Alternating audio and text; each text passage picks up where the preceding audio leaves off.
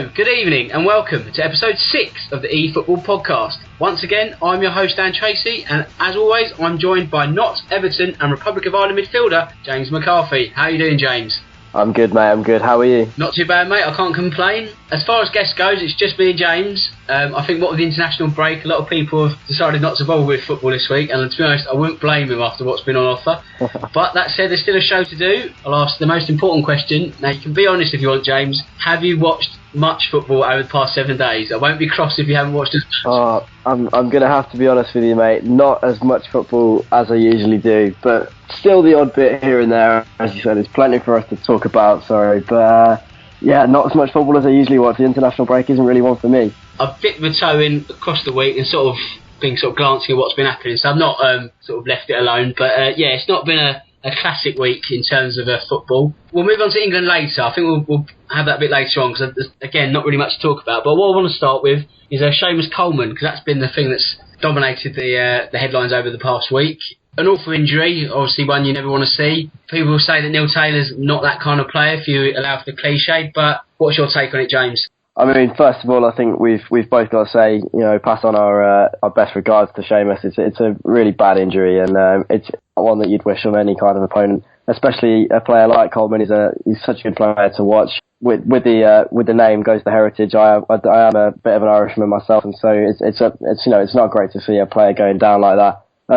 With regards to Neil Taylor, I think me and you spoke in the week about Neil Taylor, and I think, I think this might be one too many now. We've seen that you'd like to be able to say that he's not that kind of player and it was accidental, and it was a real full-blooded tackle. It's I suppose we'd be moaning if we didn't see players going in for tackles like that. I suppose it's in a way it's good to see two players going in wholeheartedly, both going for the ball. It's a 50-50 challenge.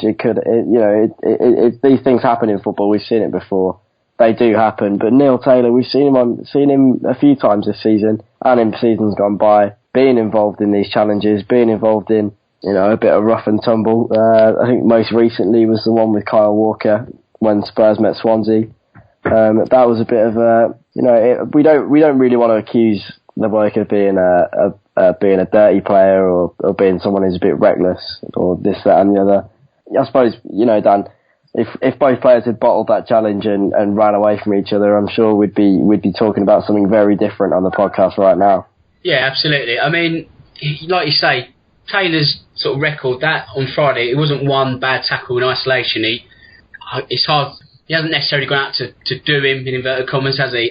But I think what was a key sort of aspect moments before, I don't know if you saw the game live, but when Gareth Bale went in on John O'Shea, which was quite a reckless tackle also, not as injured, but I think that sort of just fired everyone up a bit, and it sort of, I don't know, moments later then Taylor sort of got involved, and I think it was a very sort of heated sort of couple of minutes, and I just think perhaps had Bale not done that tackle before, Taylor's not then so sort of hyped up. It's an awful sort of thing to see, really. It takes the I wouldn't even say gloss, but it certainly takes the focus away from what was a pretty dire game, and it just, everything was just lacking a final ball, and Wales just couldn't get out their own half, and I don't know, it wasn't a good advert for international football, that's for sure. Putting the Coleman injury to bed, let's move on to England.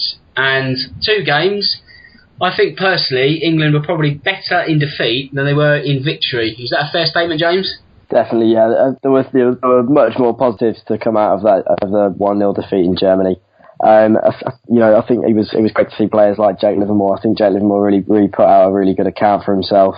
Dele Alli, as always, I think he's a player for the big occasion. He really does show up on the best of days for England. But then, that Lithuania game, it really wasn't a blockbuster, was it? I mean, I'm going to have to confess right now, I watched the first half of England-Lithuania, but my interest waned, and by half time I saw it demoted to kind of background TV, and it was a good start to the game. I think the build up was great. I think we have to give a special mention to Jermaine Defoe and Bradley Lowry. That was really lovely to see before the game. Joe Hart letting them to lead the England side out, and then Defoe turning around in the first half an hour and giving England the lead. And it seemed everything was on track, but that's where you'd expect England to kick on. And maybe a few years back in the glory days of qualifying, when we used to beat everyone 4-0 and then then eventually go to a tournament and crash out in the group stages. But you'd think that we'd go on and stick a few more past Lithuania, and I think 2-0 with Vardy coming on and scoring. Yeah, I don't think we're going to set the world on fire anytime soon. If you look at the Lithuania game, Lithuania didn't really want to sort of play football. They were happy to try and frustrate England, and I think once England got in front, that really was job done. I think, like yourself, I at half-time thought, right, this is background TV now because I've watched all I need to see. It wasn't a competitive game. It was a really, really tough watch. Even with England sort of then going 2-0 up, it sort of just thought, well, just going through the motions. Never got out of second gear. Not great. The friendly was more interesting. Not one of the worst sort of friendlies I've ever seen, but again, it's from an England point of view, it's hard to sort of get excited about friendlies. I know our guest Ryan last week, who travelled all the way out there, was obviously excited, but out of the two, yeah, it was probably a better game against Germany, and there's a lot to take from that in terms of encouragement. People like Michael Keane playing well, Livermore. What do we really learn from the victory against Lithuania? Or is it a sort of game where the result is more important than the performance? Well, I can't really say that we learned very much, I think the main debate after that game was probably whether Jermaine Defoe will be one for Russia, but I can't see that happening. I think I saw one poll that was asking who will be England's main striker, and of the 4 options, Harry Kane was none of them. So, it's. I think there was a few news companies scraping the barrel for talking points. Whether or not Jermaine Defoe will make Russia, I can't really see that happening. It has to be said, he's a bit of a freak of nature at the moment because he's not young, but he still looks as quick and as sharp as ever, and he's obviously still got that finishing touch. But in terms of who will lead the line for England in Russia, I'd say that's a given, unless there is something like an injury or an absolutely phenomenal drop in form. You'd like to think that it will be Harry Kane who will lead the line, with the likes of Marcus Rashford, who I think he was a really bright spark coming off the bench. Rashford, I think he created 7 chances, as many as anyone in the entire game, and he only played half an hour. So Marcus Rashford definitely one who will be, like to think that he'll be booking his place on the plane to Russia. But in terms of who's going to lead the line, who's going to wear that number 9 shirt for England, there's only one man, surely, Dan. Yeah, it has to be Harry Kane, doesn't it? I mean, like you say, bar a serious injury or something that sort of means he misses the World Cup, God forbid, or he only gets 5 or 6 goals next season, then you could sort of argue against it. But in the form he's in, when fit, then you can't really look anywhere else, can you? Jermaine Defoe, I guess a lot would hinge, if he was to go to Russia, of where he plays next season, and ultimately if he's still scoring goals, because let's not forget Sunderland, where they are in the bottom 3, they might very well be a championship side. Now, if that is the case, a Premier League club will probably still go and buy Defoe in the summer because they'll probably still feel he can score goals. Whether that then translates back into the England team, we'll have to wait and see. It's still far too long away, but he came in, he did the job, it was necessary, especially with such few options, so you can only sort of commend him for that, I guess.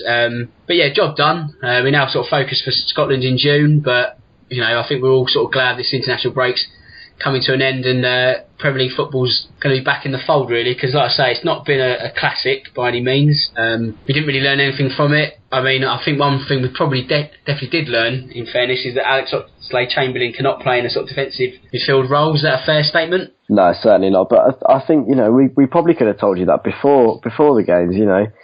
I think we're not exactly short of options in that area in the England side. I think Eric Dyer is surely the man to be able to do that for England. But backing that up, you've got the likes of Jake Livermore and James Ward-Prowse, who we were both saying last week how great it was for players like that to be making the England squad. I think Livermore was really good against Germany when he played his minutes. But I think the only thing that we've learnt from that, and I think you'll have to ask a Liverpool fan how they feel.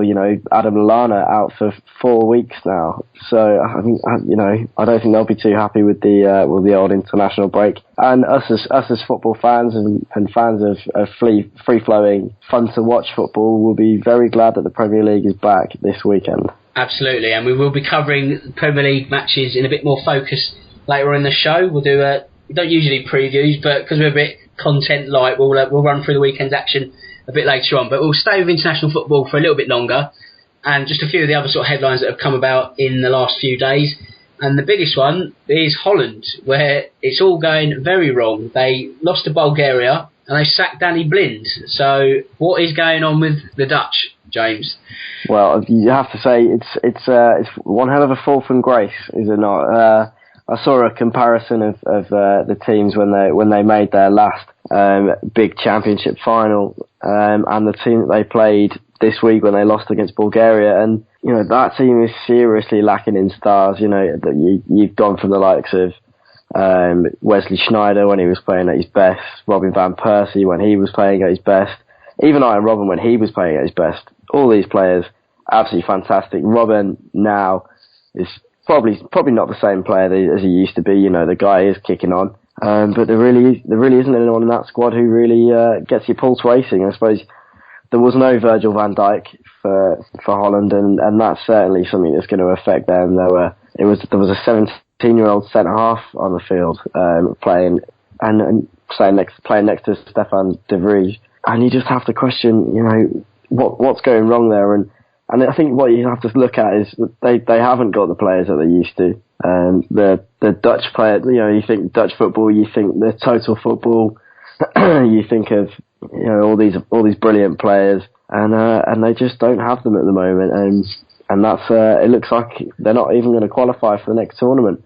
It all depends on who they bring in next and whether they can rejuvenise that Netherlands team and return it to its former glory. International football, to a certain degree, is cyclical, where you'll get good crops, and we all talk about golden generations, as England fans will certainly know. But you could look at it, I guess, one of two ways. And one way is perhaps, with Holland being such a small country in terms of population, have they necessarily been punching above their weight for quite a while and actually been performing better than they have been? Or are they just performing a lot worse? And is that perhaps because they just don't have the players that they did, say, 6 years ago when they were in the World Cup final? Yeah, well, as you say, golden generations come about, but they also come to an end. And go back 5 years, you look at the Belgian team. It was nothing special, but look at it now. They've got so many players that they don't know how to cram them into a formation. They've got probably the best centre half combination in England in Toby Alderweireld and Jan Vertonghen playing at fullbacks, because they can't cram them into the same side together. They don't know tonight they're playing. They're not playing the likes of Dries Mertens. They're not playing Romelu Lukaku. But their midfield trio consists of Roger Nainggolan, who's an absolutely brilliant player.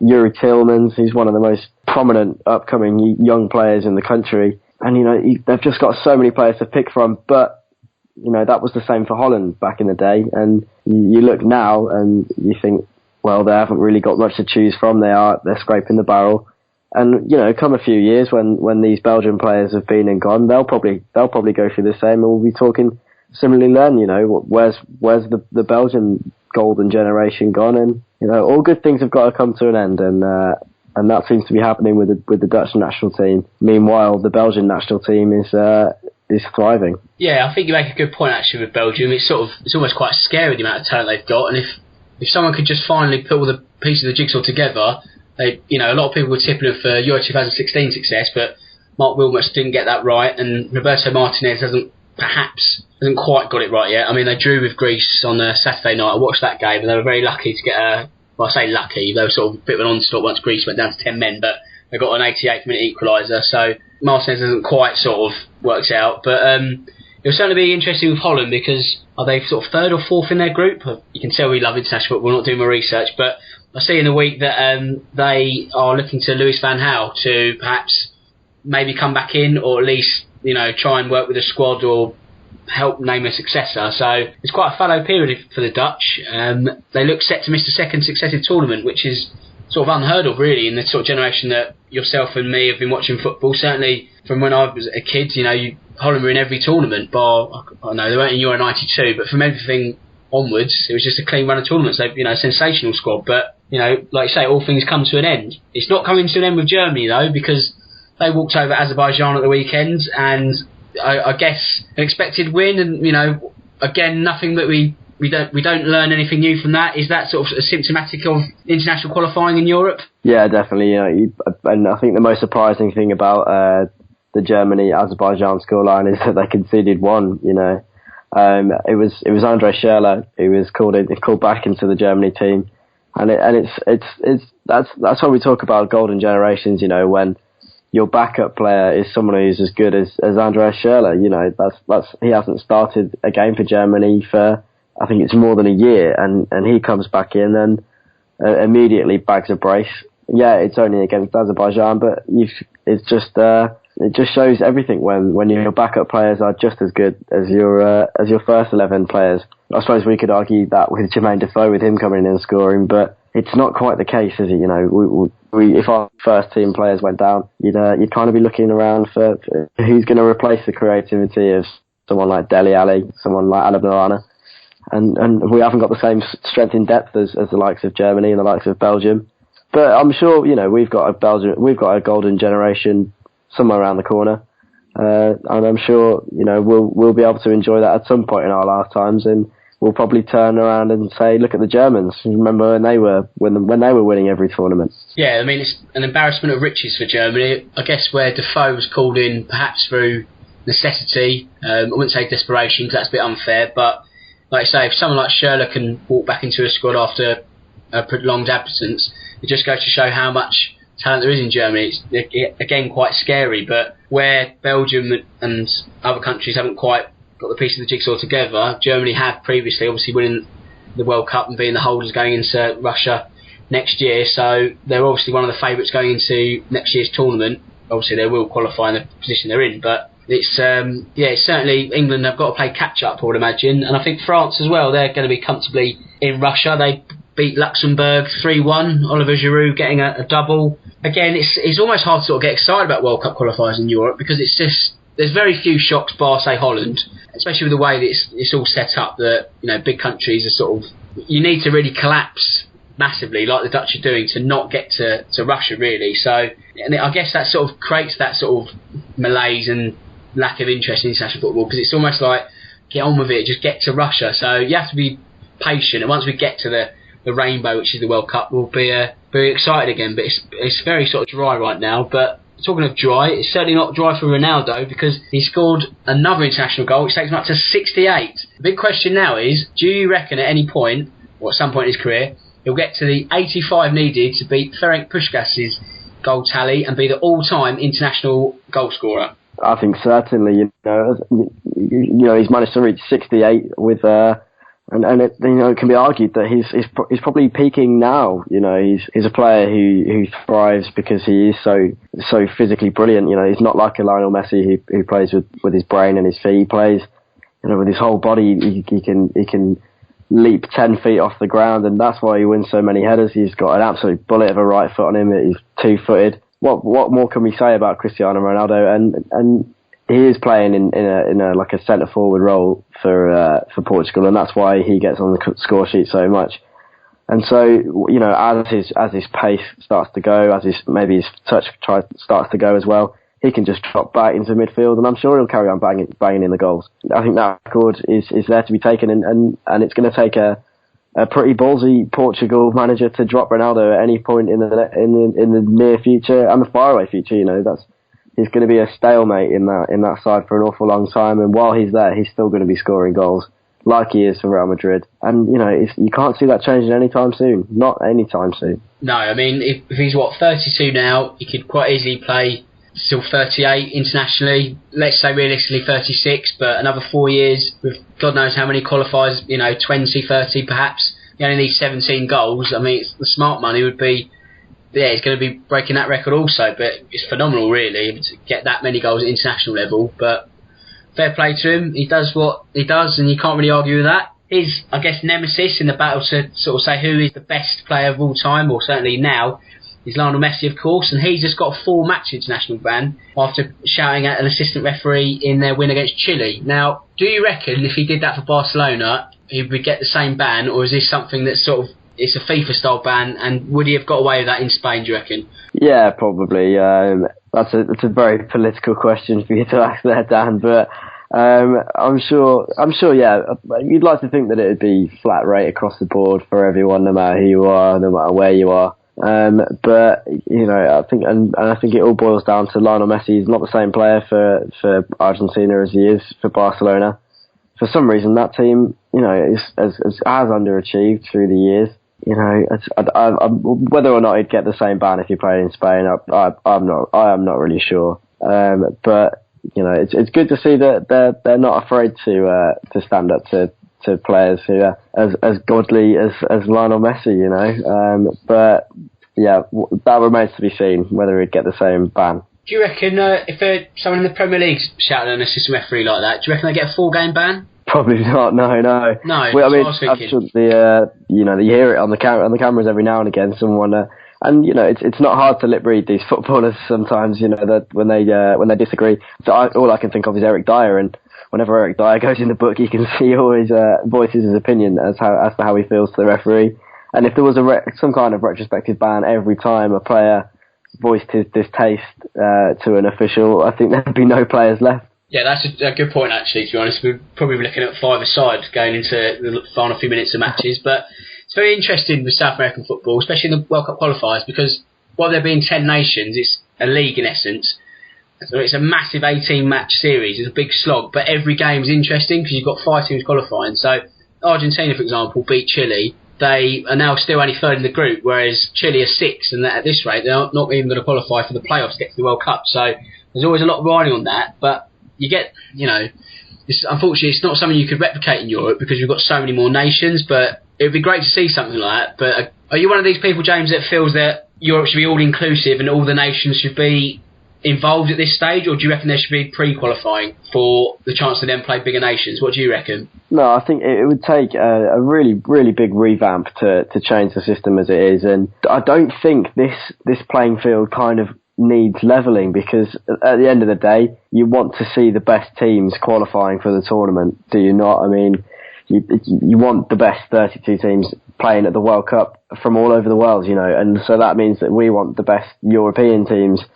If it did come down to it in qualifying that France were playing against Spain for one place at the World Cup, then I'd be disappointed, because those two teams I want to see playing at the World Cup. So it's one of those, really. Obviously, you want it to be a level playing field, and there are an awful lot of nations that are never ever going to have a chance at qualifying for a major tournament. But I don't, as much as we go on about not liking the international break, I don't mind the system how it is, because we get to see the best teams playing at the tournament, and then there's always that chance for someone like an Ireland or a Scotland to break into it and make their way into a European Championship, and that's when we get to see the great scenes of the fans in places like France last year, where where the fans really were key, and so no, I'm not going to moan too much about the system, because I want to see the best countries and the best players in the world playing at these tournaments. Yeah, I mean, it's not perfect, is it? But like I say, once we slog through the qualifiers and we get to the promised land of international tournament finals, then it's certainly worth putting up for, isn't it? I mean, so we just have to sort of learn to love it for another year, and we'll get to the World Cup finals in Russia, and everything will be perfect again. That's enough for international football this week, thank God. I'm now going to do the social media bits. So if you want to follow us on Twitter and Instagram, it's @e_footballnet. If you want to follow us on Facebook, it's facebook.com/efootballpage. If you want to check out the website, it's www.efootballonline.com. If you've got any questions for the show, which we haven't had in a while, chap, so, hint, hint, you can tweet me at DanTracy1983, or you can also tweet @e_footballnet. So that's all the social media bits and international football. We're just going to have a very quick break, and we'll be back talking Premier League very, very soon. Thanks for joining us for the second half. We're back. We haven't gone anywhere. So international football's been put to bed for a few months, let's say June, so we won't worry about that for a long, long time. But what we will worry about is the Premier League. It's back. It's back this weekend, thank God, we're all saying. Hey. Yes, exactly, James. And where better to start than the Merseyside derby on Saturday? Both teams now missing key players with international injuries that we touched on earlier. Seamus Coleman obviously out for a long time with his broken leg, and Liverpool fans will obviously, like you say, James, not be happy with the fact that Adam Lallana's missing. How much bearing will those two absences have on either side, and will that really have a bearing on the result, do you reckon? I think it will affect Liverpool more than it will affect Everton. Everton have got, the defence is it's shaky as it is anyway. And so taking out Seamus Coleman there is it won't make too much of a difference, in my opinion. I think they'll they'll have someone who can deputise well enough. Whereas Liverpool, with Adam Lallana, how pivotal he's been to the whole side this season, I think he's been really at the centre of everything they've done well. You look at the likes of Sadio Mane and Roberto Firmino, and they've done their piece. You know, they've definitely done their bit. They've ran the show at times, but the man who's been at the centre of it all has been Adam Lallana, and he was at the centre of it for England at times, as well as Dele Alli. I think they're the two who are really going to pull the strings for England in future. And you know, Lallana will be a really key miss for Liverpool. Seamus Coleman will be a miss for Everton, but I think, you know, they'll be able to plug that gap. And I think you know, you've got to look at the likes of Romelu Lukaku. I think it's going to take a bit of genius from one of the Everton men to pull this one back. With Lallana will be a huge miss for Liverpool. But in terms of predictions, I'd say that they've still got the class to overcome their neighbours in this one. I'd say, yeah. Do you reckon this is going to derail Liverpool's bid for the top four? Because they were just picking up a little bit of steam, weren't they? 3 wins out of 4 beforehand. Is this going to be quite a hammer blow? Could this be something that's really going to sort of set them aside a bit, or do you reckon they can overcome this and still be in the hunt come Lallana's return, say, with 4 or 5 games to go? Yeah, I think, you know, losing a player such as Lallana, who is such a pivotal player, is going to affect any side. But with this Liverpool side, they're so, I've said it before on the podcast, they're so hit and miss that it's really difficult to predict which Liverpool side's going to turn up, because, you know, they've got the ability to go and lose to someone like Leicester, but then they've got the ability to really perform against sides like Man City, and which we saw before. That 1-1 draw with Man City was an absolute thriller, and so, you know, you just don't know which side's going to turn up. You don't know which one, whether it's going to be the one that can't defend to save its life, or it could be the one who can score goals for fun, and it doesn't matter how many goals they concede, because they're going to score 4 or 5 at the other end. So, you know, I think it's really, really difficult to predict Liverpool. I think they're so hit and miss. They can't find that consistency that they need to break into the top 4. But the foundations are there, the players are there, and so, you know, if they can find a bit of consistency, then the top 4 is there for the taking, with Arsenal form taking a bit of a dive. Yeah, we'll cover Arsenal very shortly, but I think you're right in terms of Liverpool. They're so, you know, 3 wins out of 4 at the moment looks good, but if you compare it back to sort of January and that awful run they had, that I guess they're the kind of team at the moment that you wouldn't feel confident betting on, because whatever you do, they'll always probably do the opposite. Is that fair to say? Yeah, definitely. I mean, the last time I did have a bet, I bet on them to beat Leicester. Oh no! Exactly, yeah.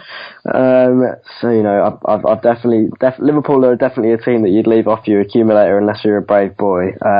Absolutely. So, yeah. So, you know, the Merseyside derbies always derby games are always difficult to predict, because with the emotions of the day, with the whole rivalry, with the passions, it's, you know, people lose their head, and some players thrive under that kind of condition. So it's really difficult to predict how that one's going to go, but I'd say that Liverpool have just got the class to prevail in that one. Yeah, I mean, if you remember the first game they played earlier in the season, it was certainly full-blooded, for use of a better term, wasn't it? You know, in the right spirit. It wasn't nasty, but there's some pretty robust tackles, and what Liverpool getting was it 98th minute win, I seem to remember. With them being at home, I think they've got the slight advantage. I would personally think that they'll win it. But like you say, James, it could be the Liverpool that mesmerises, or it could be the Liverpool that has an absolute nightmare. But we'll have to wait and see, I guess. That's going to be a great start to the weekend. Sunday is going to be the nice end to the weekend, because we've got Arsenal versus Manchester City. Now, I don't want to be reading out Arsenal's obituary, because you can always get your fingers burnt, especially with Arsenal. Everyone always says, they're done, and they have this sort of habit of then going on a run, making everyone else look silly. But, James, if they do lose on Sunday, is that top 4 sort of dream died this season? No, I mean, you never want to rule them out. As you say, like, sometimes a loss can kind of kickstart a run of form. And Arsenal are another team, just like Liverpool, where you don't know which side's going to turn up, whether it's going to be a side that's utterly irresistible at times. You know, they've got players who can do it all by themselves, in players like Alexis Sanchez. And so, similarly to Liverpool, you know, they've got classy players. It just depends on which side turns up. And I suppose that's probably the same for Man City too. Man City have got, you know, such a brilliant array of stars, but sometimes they just don't click. Well, I mean, it's something I was thinking about recently, is that, you know, where has Kevin De Bruyne gone? that's a player who no one had Kevin De Bruyne out of their fantasy league team for weeks because he'd always score a goal or get an assist. And I don't know whether it's just me, but he just seems to have fallen off the radar a little bit. Similarly to someone like Mesut Ozil, really, who gets criticised constantly for not turning up in big games. But Kevin De Bruyne, you want to see a bit more from him because they've been Man City. They turned to Gabriel Jesus to start with to kind of reignite their season. Now people like Raheem Sterling and Leroy Sané are kind of taking the reins in terms of creativity.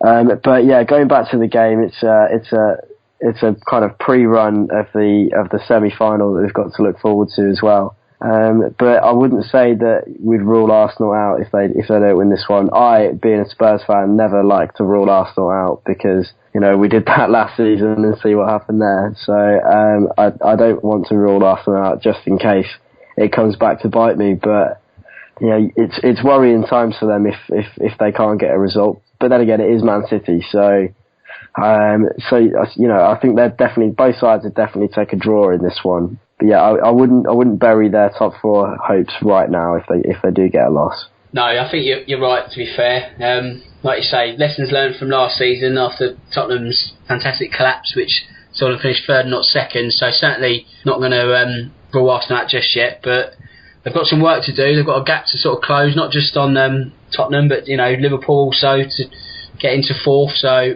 big game for them on Sunday. Arsenal Fan TV might be a bit toxic if they do lose, but I guess that will make Robbie quite rich. He must be in that sort of dichotomy where he wants Arsenal to win, but the more they lose, the richer he gets because everyone watches his TV channel. So what can you do, eh? But that's one. That's the second game on Sunday. The first game is at the bottom end of the table, but no less important because it's another week. It's another 6-pointer. It's Swansea versus Middlesbrough. How do you see this one panning out, James? Well, I think Middlesbrough will be certainly. We've seen kind of reinvigoration of teams when they've brought in their new managers, and so with Leicester bringing in Craig Shakespeare, that kind of shook them up a little bit. Swansea changed their manager, that shook them up. Hull changed their manager, that shook them up. And you'd like to think that maybe the appointments of Jonathan Woodgate might shake Middlesbrough up a little bit. I've said it before. I just don't think Middlesbrough have got the players to be able to survive this one. I don't think they've got that natural goal scorer that they thought Alvaro Negredo might be when they signed him. And they have struggled for goals an awful lot this season. And so, it's another difficult one because you don't want to rule them out. You don't want to rule out a team that's just brought in a new manager because all the players they're technically playing for their place. That this manager doesn't know his best team yet, and so he'll be looking at the performance of the players to pick his best team, and so they can take it as an audition. They might perk themselves up and suddenly be brilliant. But then again, it might be the Middlesbrough of old that we've seen all season that has not been terrifying. I've said it before. No one's scared to go to the Riverside. No one is scared of Middlesbrough anymore. And so yeah, it's a really really important clash at the bottom of the table. I mean, for Middlesbrough, unfortunately, they didn't get the new manager bounce a couple of weeks back when they lost to Manchester United at home. But like you say, no one fears going to Middlesbrough. And as we sort of said many times on this show across the weeks, that you've only got to get ahead and then it's job done, really. Like England against Lithuania almost, that their opposition doesn't carry a goal for it.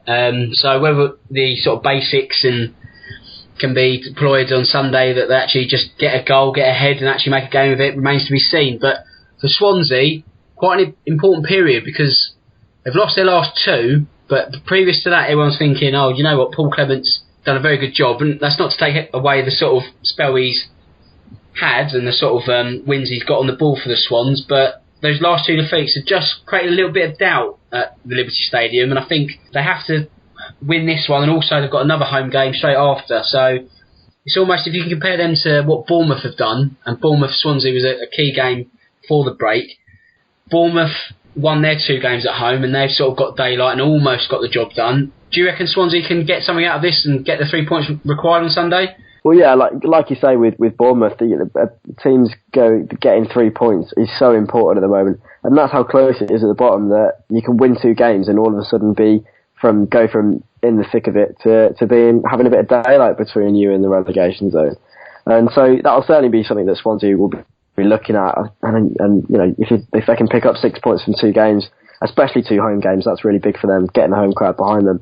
Then you'd like to think that Paul Clement will keep them up. And I think Swansea is a team that does have the players, really. You know, they've got the likes of Gylfi Sigurdsson and Fernando Llorente, who are capable of these moments of brilliance that I can't see Adama Traore or Alvaro Negredo pulling out the bag. And so, yeah, for me, it'll be Swansea. And I think it might be a bit of a nail in the coffin for Middlesbrough if they do lose to a team like Swansea. But it's another one that you wouldn't really want to predict. And, yeah, again, leaving that one off my acca, I'd say. Yeah, I mean, it's definitely a 6 pointer, isn't it? If Middlesbrough do lose, then the gaps, you know, between them and the sort of teams outside the bottom 3 is just starting to get a little bit, you know, bit bigger, and there's less games, and you sort of then wonder, they can't beat teams like Swansea where they have to win, then where else they're going to get the points from? So a lot to play for at the weekend.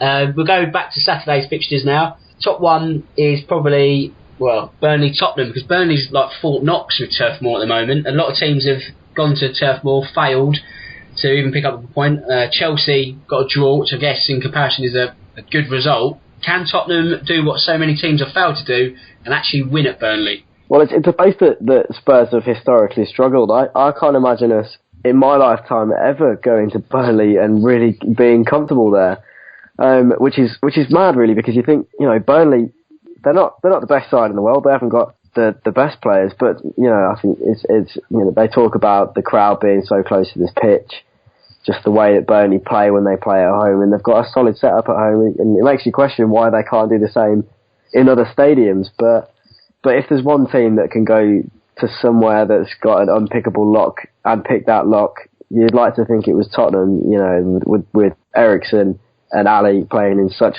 unplayable form at the moment. Obviously they're going to miss Harry Kane up front, but someone like Heung-min Son will be able to fill that gap.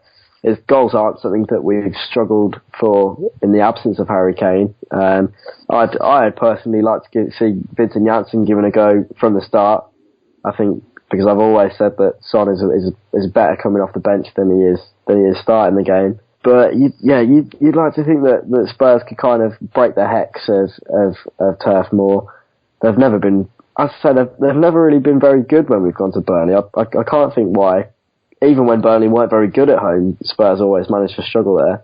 And so now when Burnley are really good at home, somehow, you'd like to think that we've got the players and the class.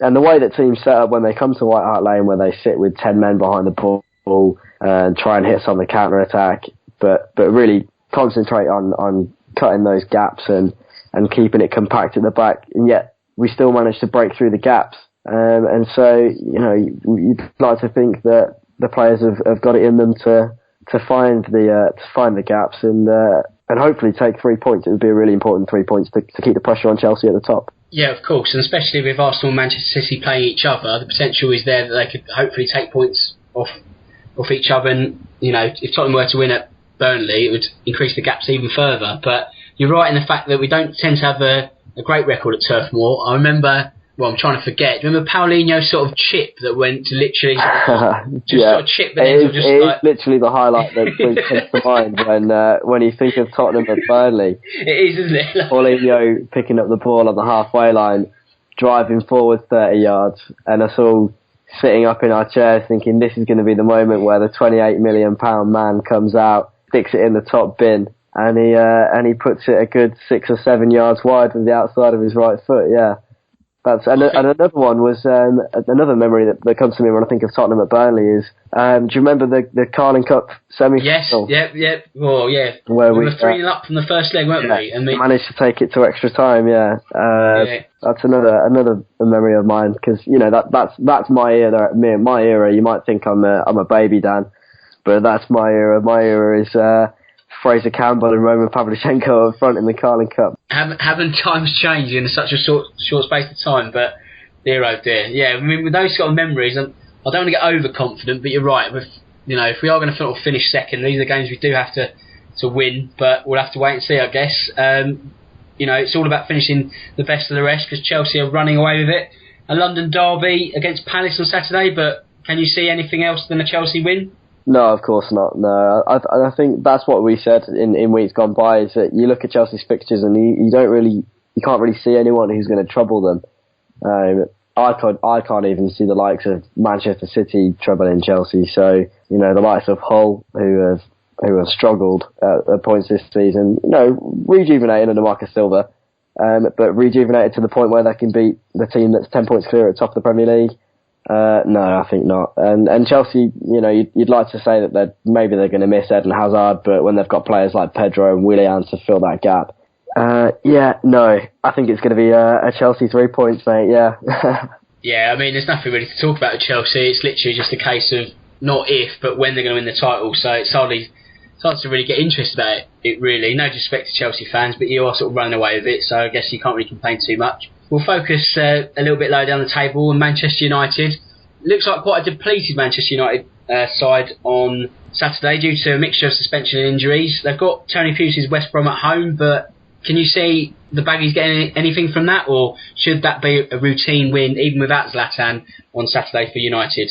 I don't want to say it'll be a routine win. I think we've seen it in recent weeks that West Brom are certainly a different team to what they used to be.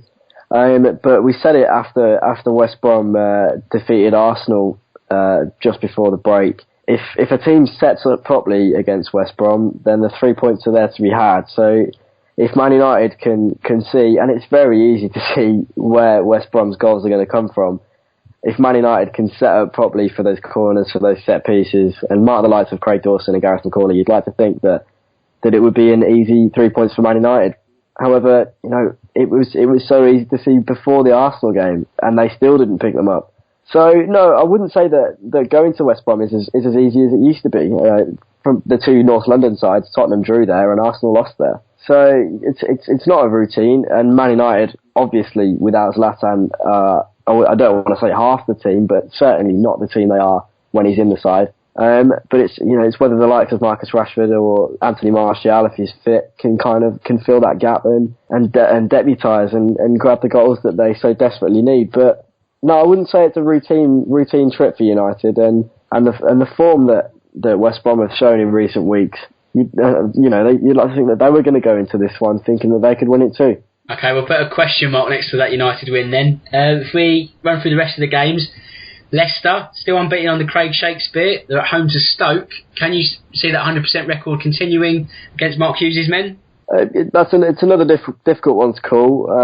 But, with the form that Leicester have shown, again, it depends how both sides are going to set up. If Stoke can kind of look at the Leicester side and say, look, we know exactly what you're going to do. You're going to sit back and you're going to use the pace of Mahrez or Brighton and Vardy to hit us on the counter-attack.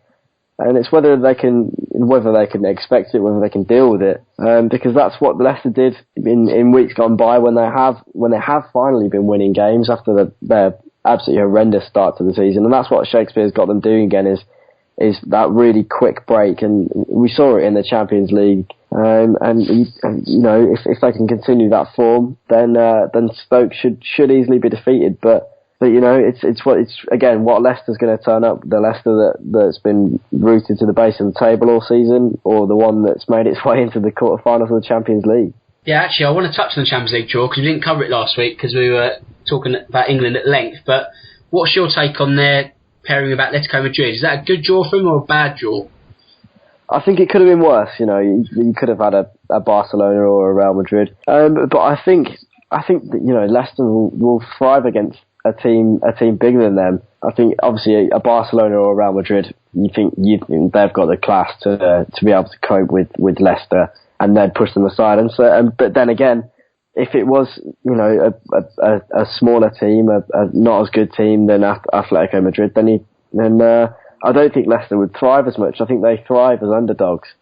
And so in this situation where they're underdogs, but not to the extent of a Real Madrid or a Barcelona, I think this could be a really perfect draw for them, And again, it depends whether Atletico really need to do their homework. They need to see that Leicester have got one weapon, and if you cut that weapon out, then they aren't great. But yeah, I think it's great for English football that we've finally got a team who are competing on the European stage because Arsenal clearly aren't the team to do it. Going back to the Premier League game, I think it depends what Leicester are going to turn up, whether it's the Champions League Leicester or the Premier League or the Premier League Leicester. Do you think Leicester are safe from the drop now? I don't want to rule anyone out. I think playing his cards close to his chest. Very much. Yeah, my predictions have been pretty crap recently, so I don't want to rule them out.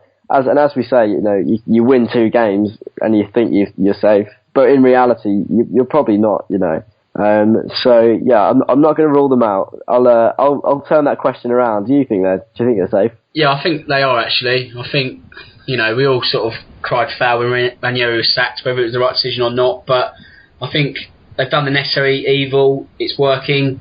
So I think they've made the right decision. I think they'll be fine now, because I don't think you go from winning the league to being as bad as they were. There's got to be some background reason, and I think that reason was ultimately they've just fallen out with Ranieri. Now that reason's been eliminated, I don't think you lose being that good overnight, so I believe that they'll have just enough to sort of stay up. They'll probably finish, 14th, 15th, but I think they made the decision at just the right time to arrest that sort of terminal slide, and I think they'll be okay now. But that actually brings us nicely on to 2 teams that are fighting for relegation. We'll start with Hull versus West Ham. Now this is the kind of game that Hull have to win, really, don't they, to sort of keep their sort of hopes of staying out of the bottom 3 alive. Do you reckon they can get the job done against the Hammers on Saturday? Well, I think these 2 teams are fairly evenly matched. I think Marcus Silva's done a great job at giving Hull a bit of hope of surviving the drop, and I wouldn't say that West Ham are a team who should be too worried about relegation. To be honest, I think they've probably just got the class in their side to avoid it. This one's a fairly even clash.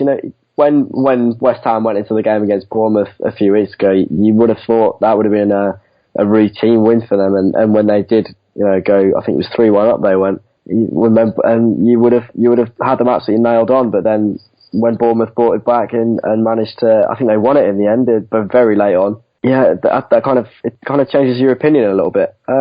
This Premier League season's a really weird one. It's one that you can't nail anyone on to go down for definite, and so it's a bit of a tough one. I wouldn't say that West Ham are quite involved in the relegation scrap, but Hull definitely are, and so it's probably more important for them than it is for the Hammers.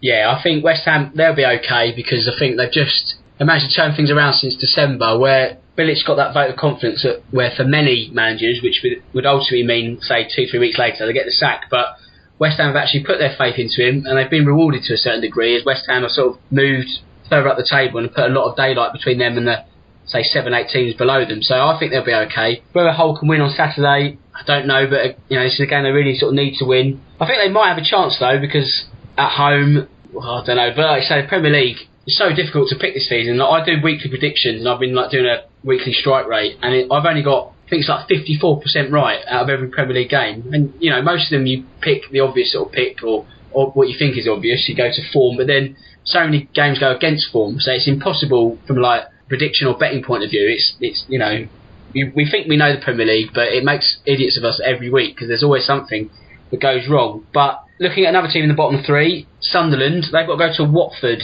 Can they get any joy from that trip to Vicarage Road?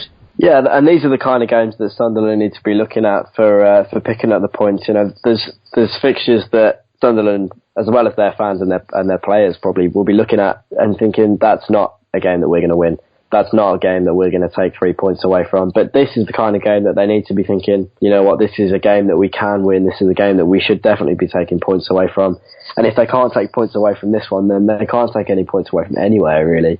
They've got to look at their big players. They've got to look at Jermaine Defoe, someone like that who's in a rich vein of form, who can pull something out the bag and hopefully for them, give them the 3 points that would give them that little bit of hope of jumping out of the relegation zone. But Watford, obviously, they don't want to get pulled too far into the scrap. They've been fairly neutral all season. Definitely haven't set the world alight. But yeah, this is the kind of game that both teams will look at and think, this is one that we should be picking up 3 points from. I think with Sunderland, if you look at their points tally, is it, I think, 19 or 20? I can't remember exactly off the top of my head, but if we take 40 points as the hallowed marker, you're looking at Sunderland needing 7 wins between now and the end of the season, assuming they don't draw, but let's say they need 7 wins worth of results. There's not a lot of games to do so. So Saturday is this is where it's all got to start really. If the Great Escape's going to kick in, it has to sort of start at Vicarage Road. And you're right with Watford that they've sort of been, I can't remember the exact league placings off the top of my head also, but they've always been about 12th, 13th, 14th with a slight variance either sort of way. But yeah, they've just sort of been there, but never really threatening to, be in the top half or push for Europe, and never really been threatened by relegation either. So they themselves can't get complacent. So they'll look at this game and think, with Sunderland in the position they're in, that it should be a winnable game. But had they sort of, should they then lose another 2 on the bounce, and they're in sort of trouble. So you're right, you can't really rule anyone in or out at this stage. And it's the same for Bournemouth. Although they've won the last 2 and then also drawn at Man United, that's 7 points in the last possible 9. They travel to Southampton on Saturday, short journey in a South Coast derby. Do you reckon that they can extend their unbeaten run? Yeah, and it's another one of them where really Southampton don't want to be pulled into that scrap, and Southampton are sitting as mid-table as it gets in 10th, and you'd like to, obviously you're going to say that they're safe from relegation, they're not going to go down, but really a team like Southampton with the players they've got should be looking at top half. That's definitely where they should be looking at, and long term is something like the Europa League is somewhere that they want to be aiming for. And so, this is the kind of game that they certainly need to be looking at for a 3-pointer. And that will kind of, help them move up the table. They're 3 points away from Stoke in 9th. So it'd be nice.